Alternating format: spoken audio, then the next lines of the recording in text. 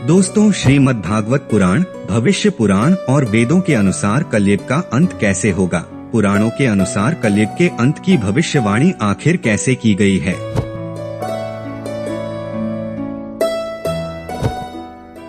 दोस्तों, कली अभी आपसे बहुत खेल खेलेगा। यदि आप किसी वीडियो को देखकर या कहीं पढ़कर यह कहेंगे कि कलयुग समाप्त होने वाला है, तो अभी आपको कलयुग के बारे में काफी कुछ जानना शेष रह गया है। दोस्तों, यह कलयुग के खेल का प्रथम चरण है। आज सोशल मीडिया पर एक से बढ़कर एक ऐसे ज्ञानी और चतुर लोग हैं जो बतलाते हैं कि दुनिया में जितने भी जघन्य अपराध और कुकर्म आज हमें जो देखने को मिल रहे हैं, और ये ज्ञानी और चतुर लोग कहते हैं कि कलयुग का अंत नजदीक है।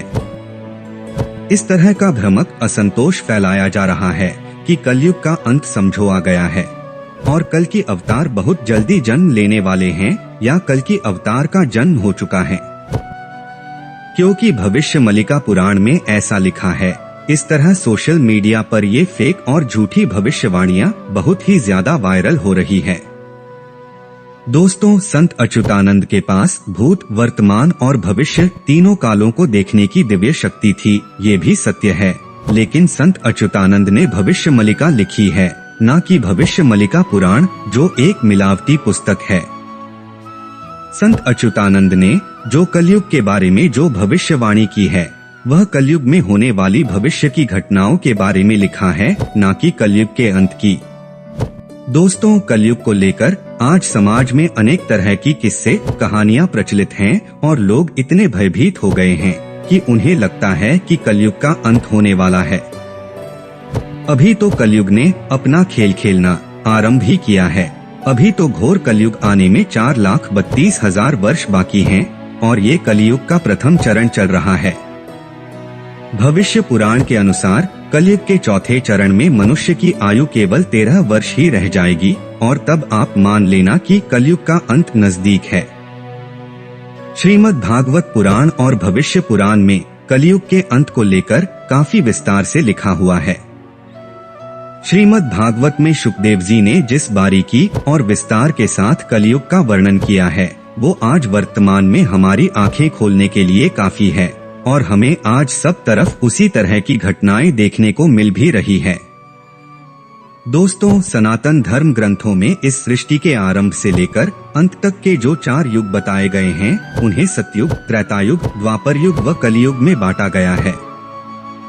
सभी युगों का एक निर्धारित समय पर अंत हो जाता है। जैसे जैसे पाप बढ़ने लगता है, युग परिवर्तन होता है और हर युग में समय के साथ सब कुछ बदल जाता है। चारों युगों में समय के अनुपात से हर युग में इंसानों की आयु घटती चली गई। इंसानों की आयु, उनके विकास एवं सभी जीव जंतु, हर युग में सब कुछ समय के साथ बदल जाता है। क्या सच में भगवान श्री विष्णु कलयुग के अंत में कल्कि का अवतार लेंगे? ये एक ऐसा सवाल है जिसको लेकर हम सभी के मन में कलयुग के अंत को लेकर कई तरह के सवाल है, परंतु अभी तक इसका सही जवाब पूरी तरह से बहुत ही कम लोगों को पता है कि कलयुग का अंत कब और कैसे होगा। हमारे ऋषि मुनियों, विद्वानों एवं सनातन धर्म ग्रंथों के अनुसार कलयुग के अंत को लेकर जो गणना की गई है, ऐसे कई सवाल है। कलयुग की अवधि कितनी है? 4 युग कौन कौन से हैं? कलयुग का आगमन कैसे हुआ? आज इस वीडियो में इसी तरह के आपके कई सवालों का जवाब मिलने वाले हैं। स्वागत है आपका सागर तेज ज्ञान वीडियो चैनल पर। तो चलिए दोस्तों, विश्लेषण आरंभ करते हैं, इसलिए वीडियो के साथ अंत तक बने रहिएगा। दोस्तों, जब घोर कलयुग आएगा तब इंसानों के मुसीबतें भी बढ़ने लगेंगी। इस वीडियो को देखने के बाद आपकी जो कलयुग के बारे में सोच है, वह पूरी तरह से बदलने वाली है, क्योंकि वास्तव में कलयुग को लेकर जो छवि हमने बनाई हुई है, उसका सच्चाई से कोई लेना देना नहीं है। अधिकांश लोगों के मन में कलयुग को लेकर महज भ्रम है। अर्थात समय ही मन है और मन की एक अवस्था का नाम ही कलयुग है। मन अगर आनंदित है, अच्छे कर्म करने को उत्सुक है, तो यही समय इंसान का सतयुग कहा जाता है। इसलिए हर युग का अपना कुछ स्वभाव होता है, जिसका प्रभाव मनुष्य से लेकर हर चीज और वस्तु पर पड़ता है। हिंदू धर्म ग्रंथों में सबसे पहला और सबसे बड़ा युग सतयुग को माना गया है। इस युग में प्रतीकात्मक तौर पर धर्म के 4 पैर थे: सत्य, दया, तप और पवित्रता। ये युग 17,28,000 वर्ष तक रहा है। इसमें मनुष्य की औसत आयु करीब 1,00,000 वर्ष और उसकी लंबाई 32 फीट होती थी। इसी युग में भगवान ने मत्स्य, कूर्म, वाराह और नरसिंह के रूप में अवतार लिया था। इस युग में मुद्रा, रत्नमय और पात्र स्वर्ण के थे और पाप 0% और पुण्य 100% था। इसी युग में सत्यवादी राजा हरिश्चंद्र ने सत्य की रक्षा के लिए खुद के परिवार का अंत और खुद का भी बलिदान कर दिया था। दोस्तों, सतयुग के बाद दूसरा बड़ा युग त्रेतायुग था। इस युग में धर्म अपने 3 चरणों से विद्यमान रहते हैं। इस युग की अवधि करीब 12,96,000 वर्ष की बताई गई है। इस युग में मनुष्य की आयु लगभग 10,000 वर्ष और लंबाई 21 फीट होती थी। इस युग में भगवान श्री राम ने रावण का वध किया था। श्री राम के अलावा वामन अवतार और परशुराम के अवतार भी इसी युग में हुए हैं। इस युग की मुद्रा स्वर्ण और पात्र चांदी के थे। त्रेतायुग में पाप 25% और पुण्य 75% था। त्रेतायुग के बाद तीसरा द्वापर युग है। इस युग की अवधि लगभग 8,64,000 वर्ष थी। इस युग में धर्म अपने 2 चरणों से विद्यमान रहता है। इस युग में मनुष्य की आयु 1,000 वर्ष और लंबाई 11 फीट थी। पापियों के संहार के लिए भगवान श्री कृष्ण का अवतार द्वापर युग के अंत में हुआ था। इस युग की मुद्रा चांदी और पात्र तांबे के थे। द्वापर युग में पाप 50% और पुण्य भी 50% था। कलयुग को शास्त्रों में सबसे आखिरी और छोटा युग बताया गया है। इस युग में धर्म अपने एक चरण से विद्यमान रहता है। इसकी अवधि 4,32,000 वर्ष की बताई गई है। मनुष्य की अधिकतम आयु 100 वर्ष और लंबाई 5 से 6 फीट तक है। ऐसा माना जाता है कि इस युग के अंत में भगवान कल्कि के रूप में एक ब्राह्मण परिवार में अवतरित होंगे। इस युग की मुद्रा लोहा है और पात्र मिट्टी के हैं। इस युग में पाप 75% और पुण्य 25% माना गया है। दोस्तों, श्रीमद् भागवत पुराण और भविष्य पुराण में कलियुग की अवधि कितनी है और यह कब और कैसे समाप्त होगा, इसका वर्णन किया हुआ है। आज से लगभग 3102 ईसा पूर्व जब 5 ग्रह मंगल, बुध, शुक्र, बृहस्पति और शनि ग्रह जब 5 ग्रह मेष राशि पर 0 डिग्री पर हो गए थे, तभी से कलयुग के आरंभ होने का समय माना जाता है। दोस्तों, कलयुग का आरंभ भगवान श्री कृष्ण के बैकुंठ लोक जाने के बाद हुआ और उसके बाद सभी पांडवों ने हिमालय की तरफ तपस्या पर जाने से पहले अपना राज्य अभिमन्यु और उत्तरा के पुत्र परीक्षित को सौंप दिया था, जिसके बाद राजा परीक्षित इस संपूर्ण धरती के स्वामी बन गए। एक दिन राजा परीक्षित अपने राज्य में भ्रमण कर रहे थे और तभी उन्होंने देखा कि एक काला सा दिखने वाला व्यक्ति एक गाय और एक बैल को बहुत ही बेदर्दी से पीट रहा था, जिसके कारण बैल के 3 पैर टूटे हुए थे और वह बड़ी ही बेताब नजरों से राजा परीक्षित की ओर देख रहा था। जब राजा परीक्षित ने उन तीनों से उनका परिचय पूछा तो गाय ने बताया कि वह स्वयं पृथ्वी है, बैल ने कहा कि मैं धर्म हूँ और उस कुरूप व्यक्ति ने बताया कि वह कलियुग है। कलियुग ने धर्म रूपी बैल के 3 पैर सत्य, त्याग और दया को तोड़ दिया था और चौथे पैर दान को तोड़ने की तैयारी कर रहा था। यह सब देखकर राजा परीक्षित बहुत क्रोधित हुए और उन्होंने उस कुरूप व्यक्ति को चेतावनी देते हुए रोकने का प्रयास किया, लेकिन वह कुरूप व्यक्ति जो कलयुग था नहीं रुका। इस पर राजा परीक्षित का क्रोध बढ़ गया और कलयुग का वध करने के लिए जैसे ही आगे बढ़े, इस पर कलयुग भयभीत होकर राजा परीक्षित के चरणों में गिरकर क्षमा याचना करने लगा। तब राजा परीक्षित ने कलयुग से कहा कि अधर्म, पाप, झूठ, चोरी, कपट, दरिद्रता आदि जैसे अनेक उपद्रवों का मूल कारण तू ही है, इसलिए तू मेरे राज्य से अभी निकल जा और फिर कभी लौटकर मत आना। कलयुग बहुत ही चालाक और स्वार्थी था और समझ गया कि राजा परीक्षित उसे धरती पर रहने नहीं देंगे। कलयुग ने राजा परीक्षित से विनती करते हुए कहा कि संपूर्ण पृथ्वी ही आपका राज्य है, ऐसे में मुझे अपनी शरण दें। कलयुग के राजा परीक्षित की शरण में आने के कारण उन्होंने कलयुग को शरण दे दी और कलयुग के रहने के लिए 5 स्थान, जिसमें जुआ, मदिरा, परस्त्रीगमन, हिंसा और स्वर्ण जैसी 5 जगह दे दी। दोस्तों, इस तरह पृथ्वी पर कलयुग का आगमन हो गया। दोस्तों, कलयुग के 5126 साल पूरे हुए हैं और अभी प्रथम चरण चल रहा है। अब से कुछ समय पहले तक लोगों की उम्र 100 वर्ष से अधिक हुआ करती थी, लेकिन आज के समय में इंसानों की औसत आयु बहुत ही कम 60 से 70 वर्ष हो गई है। जब वर्तमान कलयुग अपनी चरम सीमा पर पहुंचेगा, तब लोगों को अनेक प्रकार की समस्याओं का सामना करना पड़ेगा। ऐसे में आप सोच रहे होंगे कि कलयुग को खत्म होने में कितना समय शेष है और उसके बाद कौन सा युग आरंभ होगा। तो चलिए यह भी जान लेते हैं कि इन चारों युग की अवधि कितनी होती है।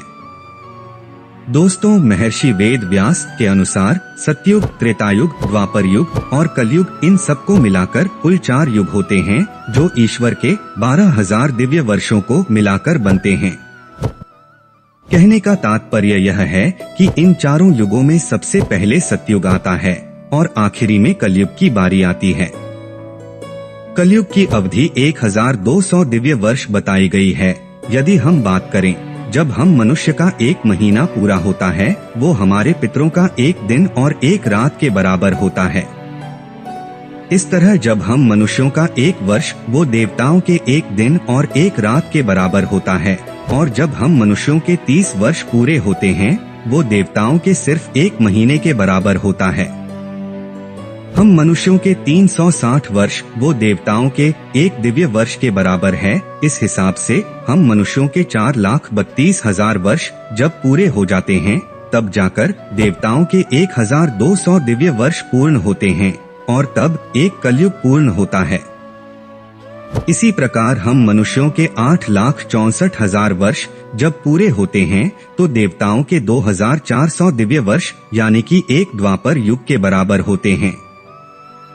इस प्रकार त्रेतायुग 3,600 दिव्य वर्ष का होता है, जिसमें मनुष्यों के 12,96,000 वर्ष आते हैं। इसी क्रम में एक सतयुग 4,800 दिव्य वर्ष, जिसमें मनुष्यों के हिसाब से 17,28,000 वर्षों के बराबर है।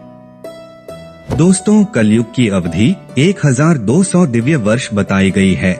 इस हिसाब से अभी कलयुग का प्रथम चरण ही चल रहा है।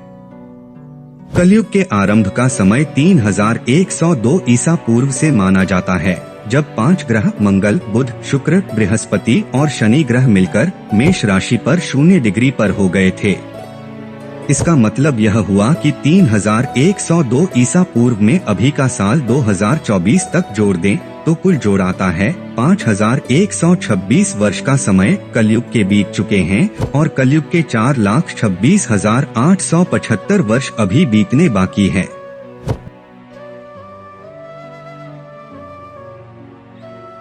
दोस्तों, कलयुग के गुण और अवगुण का जिक्र रामचरितमानस के उत्तरकांड में गोस्वामी तुलसीदास ने कलयुग का बहुत ही सटीक वर्णन किया है।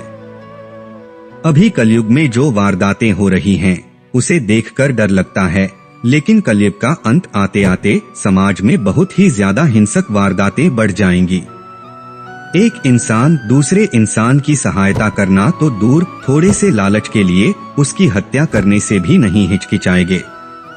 कलयुग के अंतिम समय में मनुष्य की औसत आयु 20 वर्ष ही रह जाएगी। स्त्रियां 8 से 10 वर्ष की आयु में ही गर्भवती हो जाया करेगी। 16 वर्ष की आयु में लोग वृद्ध हो जाएंगे और 20 वर्ष की आयु में ही मृत्यु हो जाएगी। कलयुग के अंतिम समय में लोग शास्त्रों से विमुख हो जाएंगे। अनैतिक साहित्य ही लोगों को पसंद होगा। बुरी बातें और बुरे शब्दों का ही व्यवहार किया जाएगा। स्त्री और पुरुष दोनों ही अधर्मी हो जाएंगे। अपनी प्रशंसा के लिए लोग बड़ी बड़ी बातें बनाएंगे, किंतु समाज में उनकी निंदा नहीं होगी। दोस्तों, चारों वर्णों के लोग शूद्र के समान हो जाएंगे। स्त्रियां पतिव्रता धर्म का पालन करना बंद कर देंगी और पुरुष भी ऐसा ही करेंगे। स्त्री और पुरुषों से संबंधित सभी वैदिक नियम विलुप्त हो जाएंगे। समाज से धर्म कर्म विलुप्त हो जाएगा और लोगों का जीवन भोग विलास में लिप्त रहा करेंगे। जुआ, शराब, परस्त्री और हिंसा ही धर्म होगा। स्त्रियां उसी के पास रहा करेंगी जो धनी और बलवान होगा। अधर्मी लोगों का बोलबाला होगा। स्त्रियों का स्वभाव बहुत ही कठोर और कड़वा बोलने वाला होगा। वह अपने पति की आज्ञा नहीं मानेगी। सच्चे संत पुरुष की समाज में कोई कदर नहीं करेगा। उन्हें भिखारियों की तरह अपमानित किया जाएगा। झूठे कथावाचक और झूठे संत ही ऊंचे आसन पर विराजमान रहेंगे। लोग उनकी खूब प्रशंसा किया करेंगे। अधर्म अपने चरम पर होगा।